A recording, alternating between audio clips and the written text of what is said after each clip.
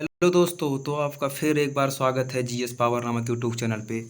मैं आपका host and दोस्त अनुराग यादव आज आपके साथ एक फिर नई टॉपिक लेकर आया हूँ। Plate tectonics and volcano, plate विवर्तनिकी एवं ज्वालामुखी। जी हाँ, जैसा कि आप थंबनेल पे देखे ही हैं कि प्लेट टेक्टोनिक्स एंड वॉल्केनो।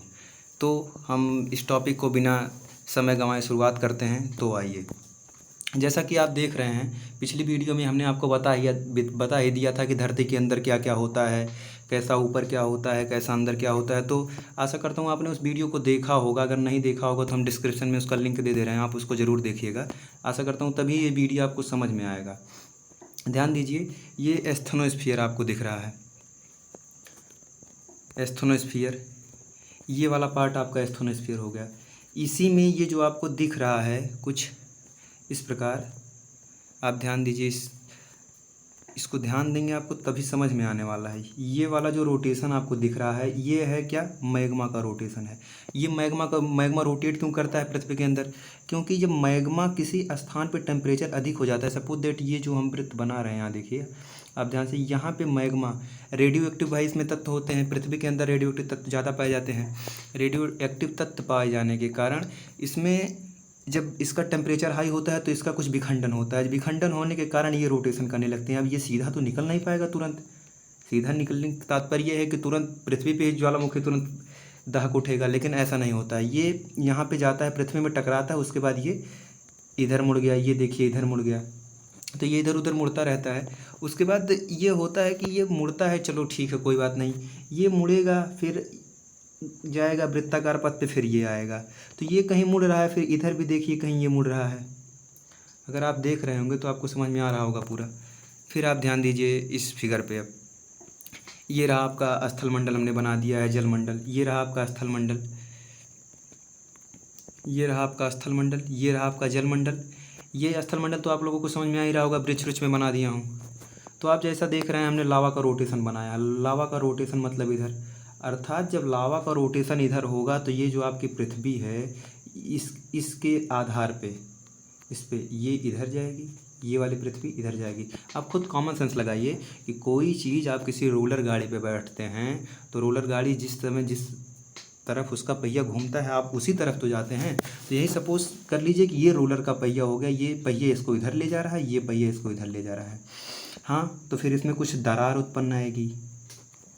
दिमाग में क्वेश्चन आ रहा है, भाई जब पृथ्वी इधर जाएगी तो इसमें कुछ दरार उत्पन्न आएगी। हाँ, बस आप देखते चलिए, हम बताएंगे कि यहाँ दरार उत्पन्न आएगी, ज्वालामुखी निकलेगा, क्या होने वाला है। वैसे ही ठीक इस प्रकार इधर देखिए, इधर आके कन्वर्ज हो रहा है, ये इधर से इधर आया, आपको दिख रहा होगा। आप ध्यान से देखिए इसको, देखिए ये इधर आ रहा है, ये इधर आ रहा है। इसका मतलब ये जो प्लेट आ रही है, ये समुद्र वाली प्लेट, और ये वाली पृथ्वी वाली प्लेट, ये भी दोनों आपस में लड़ेंगे। और जाहिर सी बात है कि जब दोनों आपस में लड़ेंगे तो कुछ ढचकने पचकने की संभावना बनेगी। ढचकने पचकने की समझ रहे हैं आप लोग। और फिर यहाँ पे आप देखिए, ये वाली, ये इधर जा रहा है, ये इधर से कुछ आ रही है ज्वालामुखी की, तो ये इधर भी यहाँ पे भी कुछ ढचकने पचकने का आशंका होगा। तो सीधा सीधा अर्थ यह है कि मैग्मा जिस तरफ रोटेट होने वाला है उस तरफ पृथ्वी रोटेट होने वाली है।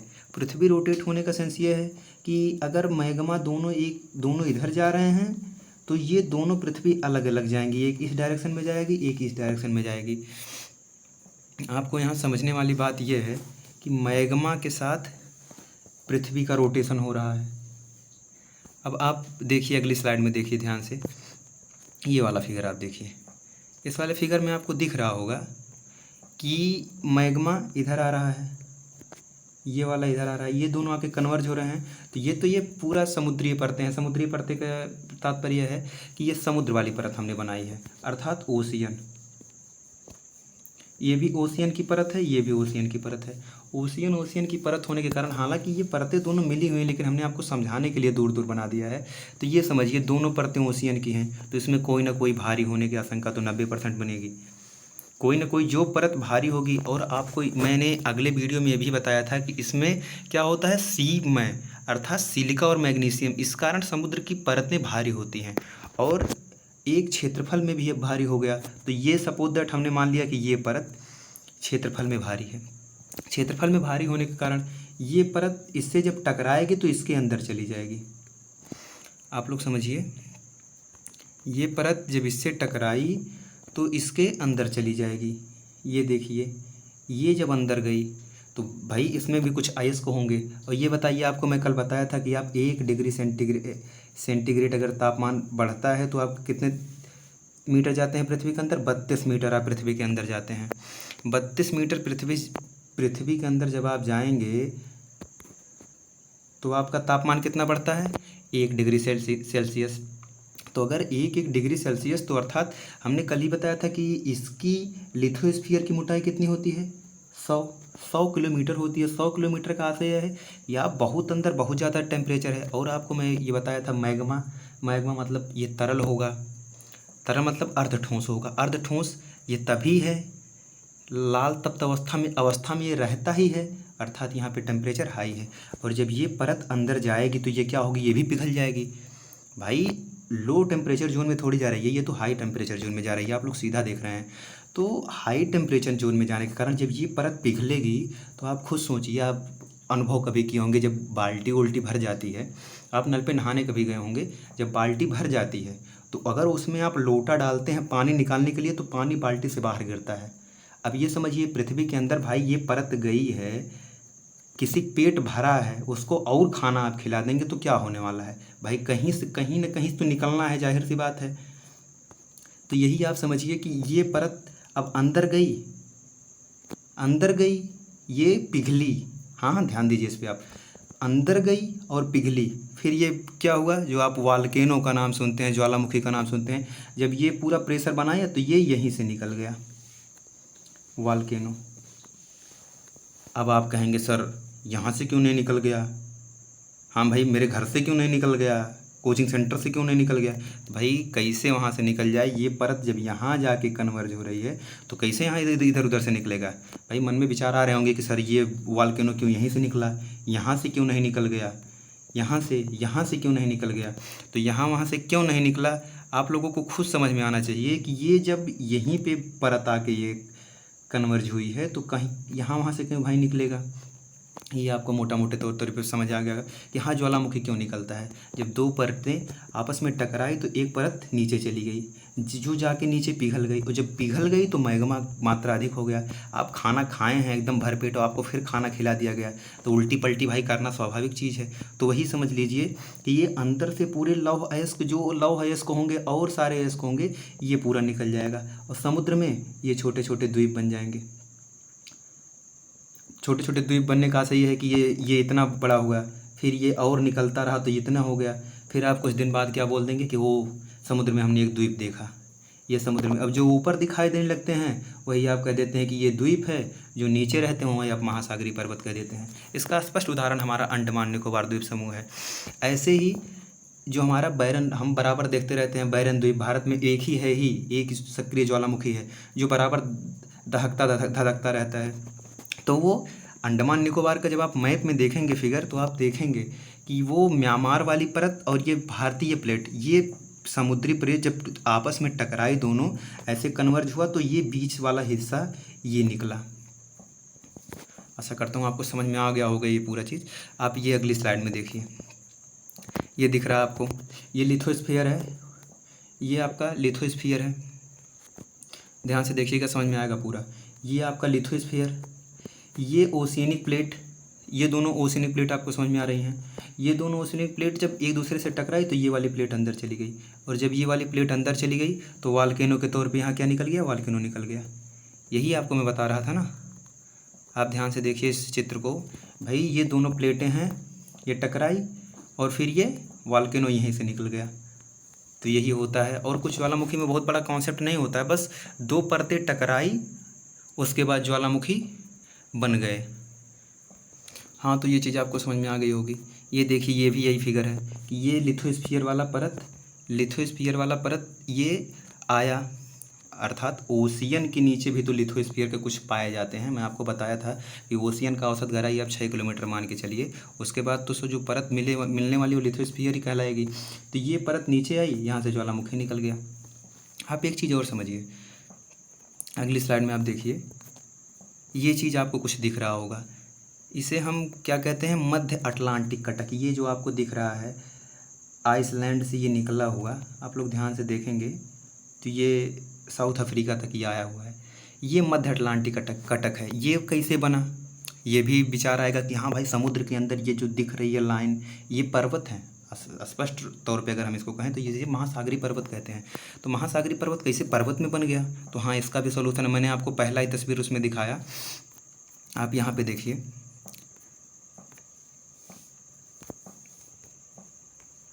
यहाँ पे देखिए आप, यहाँ पे देखिए ये तो कन्वर्ज हुआ, लेकिन अगर ये मानिए ये लावा का जो डायरेक्शन है, अगर ये इधर से ना होके, अगर ये इधर से ना होके इधर से होता, ये ऐसे लावा जा रहा होता, तो आपको दिमाग में सीधा स्पष्ट फिगर बन रहा होगा। अगर ऐसे आके ये दोनों कन्वर्ज हो रहे हैं, अर्थात एक दूसरे से अपसरित हो रहे हैं, तो ये जब ऐसे जाएगा लावा तो जाहिर सी बात है ये अपसरित होंगे। तो ये जब परत इधर उधर, मतलब एक इधर जाने लगी, एक परत इधर जाने लगी, तो ये बीच में जो गैप आपका खाली हो गया, यहाँ से ज्वालामुखी निकल के इसे धीरे धीरे पर्वत का निर्माण कर देते हैं छोटे छोटे। तो समुद्र में अगर गहराई अधिक रहती है तो वो भी निकल जाते हैं द्वीप की तरह, और अगर गहराई कम रहती है तो स्पष्ट तौर पे वो भी द्वीप की तरह एक निकल जाएंगे। लेकिन अगर गहराई अधिक रहेगी तो आपको मैं जैसे ये दिखाया मध्य अटलांटिक कटक, ऐसे स्पष्ट तौर तरीके पे दिखाई देगा। ठीक है, फिर वो आपका ओशियन हो गया। लेकिन अगर कॉन्टिनेंट, एक महाद्वीप की परत रहे और एक ओशियन की परत रहे, तो क्या होने वाला है, आप ध्यान से यहाँ देखिए। यहाँ जाहिर सी बात है जब कंटिनेंट एक होगा, महाद्वीप होगा, तो यहाँ से बहुत सारी ढेर सारी नदियाँ निकली होंगी। ये नदियाँ आके यहीं साइड में तो सब जमा करेंगी अपना सेडिमेंट, अवसाद। अब जब अवसाद यहाँ अधिक हो जाएगा और ये नीचे जो मैं आपको पहले बता चुका ओशियन वाले कन्वर्जन में, तो ये वाला अगर ऐसे काम होता रहा तो ये बताइए ये दोनों परतें भी आपस में अभिसरित होंगी। और जब ये दोनों अभिसरित होंगे तो जाहिर सी बात है समुद्र वाला पार्ट भारी होता है, कंटिनेंट वाला हल्का होता है, तो ये नीचे इसके चला जाएगा। अब जब ये नीचे गया, नीचे लावा का मात्रा अधिक हुआ, इसको निकालना है अपना लावा, कैसे निकालेगा, यहीं से ये वही वाला वॉल्केनो बन जाएगा। जब ये ज्वालामुखी यहाँ से निकल गया, उसके बाद ये मतलब ये तब तक निकलता रहेगा ज्वालामुखी जब तक ये अंदर वाली प्लेट का लावा बाहर न निकल जाए, अर्थात नीचे की लावा का संतुलन ना बन जाए, तब तक ये ज्वालामुखी निकलता रहेगा। ज्वालामुखी निकल गया, उसके बाद ये ज्वालामुखी शांत, उसके बाद फिर जब कभी कन्वर्जन होगा तो फिर ज्वालामुखी निकलेगा। हाँ, तो ये जो यहाँ पे सेडिमेंट, यहाँ पे जो अवसाद आपके जमा थे वो सब क्या होंगे, तो ये भी ये परत के दबने के साथ ये भी पर्वत के रूप में बन जाएंगे। आपका एंडीज पर्वत जो आपका दक्षिण अमेरिका में पड़ता है, दुनिया का सबसे उसको लंबा पर्वत मानते हैं। लंबा पर्वत मतलब उस पर उसकी हाईएस्ट पीक तो एकानकागुआ है, लेकिन उसको सबसे लंबा पर्वत मानते हैं। तो ये हो गया आपका एंडीज। सपोज दैट ये वाला जो आपका पर्वत, यहाँ पर्वत आपका जो बना, ऐसे तो वॉल्केनो निकले, और जो आपका फिर यहाँ पर्वत बना, ये वाला ये हिस्सा जो आपका पर्वत बना, ये सपोज दैट ये हो गया एंडीज पर्वत। तो ये ज्वालामुखी जस्ट आप वहाँ पे देखेंगे एंडीज पर्वत पे कई सारे ज्वालामुखियाँ हैं, एकोनकागुआ, मिस्टी हुआ, अस्करन, ओजस डेल सेलेडो, ये सब ज्वालामुखियाँ ही हैं। क्यों? क्योंकि जहाँ पे एक कंटिनेंट और एक ओशियन की परत टकराएगी, आप वहाँ स्पष्ट तौर तरीके जान लीजिएगा कि ज्वालामुखी तो निकलेगा ही, उसके साथ साथ वहाँ पे पर्वत का भी निर्माण होगा, और वो पर्वत कैसा होगा, वलित पर्वत होगा। ठीक है, कॉन्सेप्ट समझ में आ गया आपको? ठीक है, फिर अगले इसके मॉडल पे चर्चा करते हैं हम लोग। ये देखिए, ये आपको स्पष्ट तौर तरीके दिखाई दे रहा होगा कि एक कॉन्टिनेंटल प्लेट है ये और ये ओशिनिक क्रस्ट है। ओशिनिक क्रस्ट, कॉन्टिनेंटल क्रस्ट जब दोनों आपस में टकराए तो ये ओशिनिक क्रस्ट वाला नीचे चला गया, जिससे ये वॉल्केनो बन गए। और ये वॉल्केनिक आकर खाली, ये जो मैं बता रहा था आपको कि यहाँ पे जो सेडिमेंट जमा होंगे ये सब भी तो भाई इकट्ठा होंगे, तो ये सेडिमेंट इकट्ठा होकर ये देखिए पर्वत बना दिए। फिगर आपको पूरा समझ में आ रहा होगा। अब ध्यान दीजिए इस पे, ये क्या हुआ, इसे कहते हैं ring of fire. Ring of fire का आशय क्या है, आप ये देखिए, मैं जिस पर्वत के एंडीज की बात कर रहा था, आप ये देखिए इधर वाला पर्वत समुद्र है, इधर आपका क्या हुआ, समुद्र हो गया इधर, और इधर कॉन्टिनेंटल प्लेट हो गई। ये जब दोनों टकराई तो आपस में ये बना दी कन्वर्जिंग वाला सिस्टम, ये पर्वत आपका। इधर भी देखिए कुछ इस पे पाए जाते हैं द्वीप वीप वगैरह। तो ये जितने जितने दूर पे रेड आपका दिखाई दे रहा है, यहाँ यहाँ कन्वर्जिंग हुआ है। आप स्पष्ट तौर तरीके मान के चलिएगा, जहाँ जहाँ यहाँ पे लाल दिखाई दे रहा है आपको, वो कन्वर्ज हुआ है। अर्थात दो प्लेटें एक दूसरे के ऊपर अभिसरित हुई हैं, एक प्लेट नीचे चली गई है जिससे ज्वालामुखी का निर्माण हुआ है, और वो ज्वालामुखी द्वीप या महासागरीय पर्वत के रूप में अभी भी वहाँ है।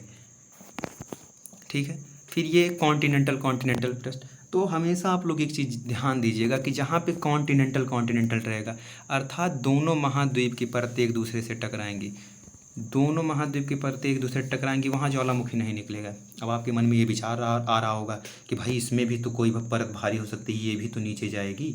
लेकिन हाँ, ये नीचे जाती है, लेकिन उतना नीचे नहीं जा पाती है जहाँ इसको समझ लीजिए कि मैग्मा के रूप में परिवर्तित होना पड़ता है। बस ये समझ लीजिए कि गांव में देखे होंगे तसला होता है, कुछ तसला रखने का। आप दो एक समान मजबूत तसला लीजिए और दोनों को आपस में लड़ाएंगे तो बस वो ढचक पचक जाता है। ढचकने पचकने का सेंस ये है कि बस ऊबड़ खाबड़ थोड़ा हो जाएगा। तो यहाँ पे जब ये दोनों प्लेटें आपस में टकराती हैं तो यहाँ पे इसे ऊबड़ खाबड़ पर्वत बन जाते हैं, जिन्हें आप फोल्ड माउंटेन्स कहते हैं। ठीक है, स्पष्ट कॉन्सेप्ट है, इसमें कुछ बहुत बड़ी बात नहीं है कि ये अंदर जा नहीं पाएगा भाई, क्योंकि ये भी एक कॉन्टिनेंटल क्रस्ट है, ये भी कॉन्टिनेंटल क्रस्ट है। तो दोनों एक समान भी हैं, हल्के भी हैं, ओशियन की तरह वजन में भी नहीं है। ओशियन का तो एक परत था, वो क्षेत्रफल के दृष्टिकोण से बड़ा था, तो बड़ा बहुत ज़्यादा हो गया। लेकिन ये ऐसा कुछ केस इसमें नहीं देखा जाता है कॉन्टिनेंटल क्रस्ट में।